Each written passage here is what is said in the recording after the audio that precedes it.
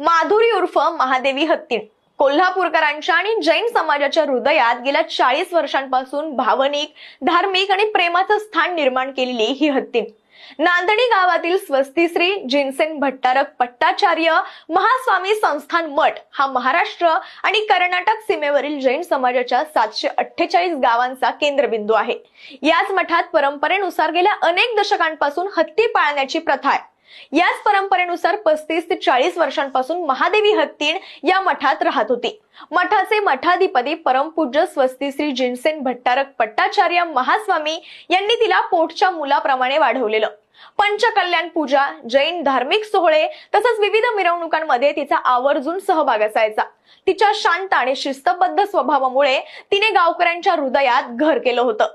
पण अंबानींच्या वंतारा हत्ती संवर्धन केंद्राने या महादेवीवर दावा केला, मात्र मठाने महादेवीला देण्यासाठी